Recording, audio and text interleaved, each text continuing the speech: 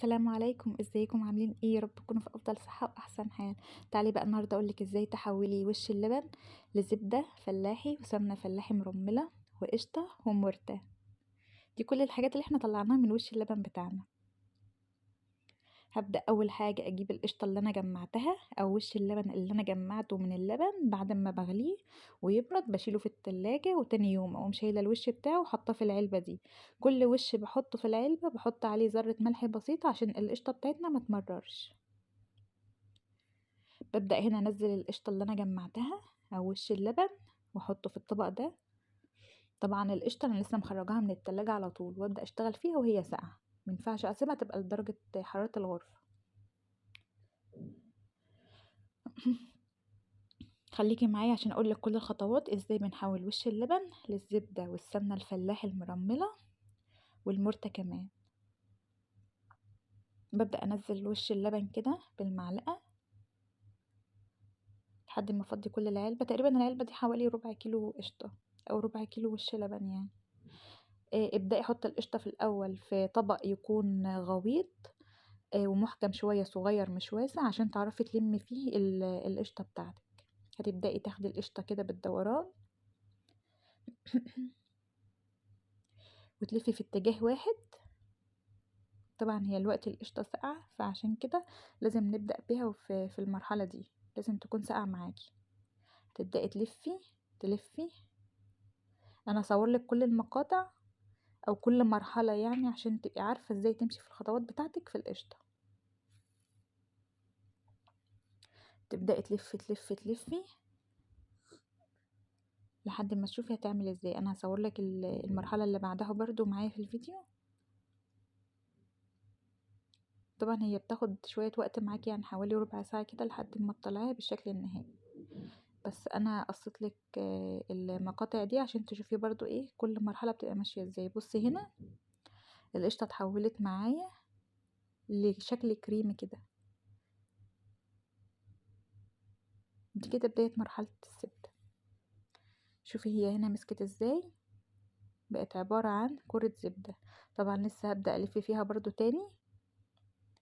بصي اهي بعد ما ابتديت برضو اكمل لف فيها في المرحله دي بقى هنقلها في طبق اوسع شويه عشان اعرف اتحكم فيها اكتر. هتبدأي برضو تلفي كده واحدة بواحدة. تلفي بقى وتضغطي كأنك بتجمعي كرة الزبدة دي في مكان واحد. تلفي وتضغطي كده عشان نخرج كل المية والسوائل اللي فيها. تلفي وتضغطي. شوفي بقى المية اللي نزلت منها هي طبعا في المرحلة دي هتبتدي تقطع منك، ما تقلقيش خالص وتفصل. هتبدأ تتجمع تاني شبه ما كانت في الأول. تلفي وتضغطي في اتجاه واحد برضو، ما تغيريش الاتجاهات عشان ما تبصش منك. تلفي وتضغطي هتنزل كل المية بتاعتها. طبعا المية دي ما بتترميش، بنحطها في معجنات بقى قرص كده فلاحي حلوة او اي طبيخ انت عايزة تحطيه فيه. تلفي وتضغطي. شوفي انا بعمل ازاي في اتجاه واحد. وهي هنا بتبدأ بقى تتكون معايا مرحلة الزبدة. دي كل المية اللي نزلت منها او السوائل. بصي دي كرة الزبدة اللي طلعت في النهاية. ببدأ احطها في كزرولة كده على نار هادية خالص.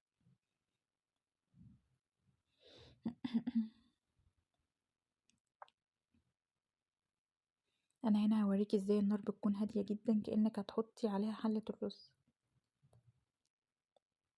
شوفي هادية ازاي، يعني شمعة زي ما بيقول.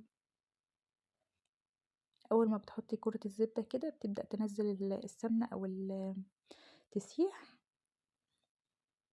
انا برضه اصور لك المراحل ازاي بتتحول من زبدة لسمنة عشان تبقي عارفة وانت ماشية ما تبقيش قلقانة من اي خطوة وانت بتعمليها. لا اول مرة تعمليها بإذن الله هتنجح معاكي.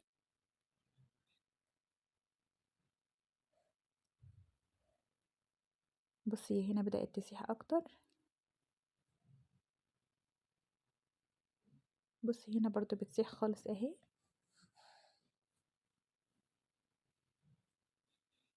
ما بتحطيش بقى في المرحلة دي المعلقة خالص، لكن هنا ممكن تبدأي بقى ايه تقلبي كده فيها شوية عشان المرتة بتاعتنا ما تتحرقش، لكن قبل كده ما تحطيش المعلقة فيها خالص.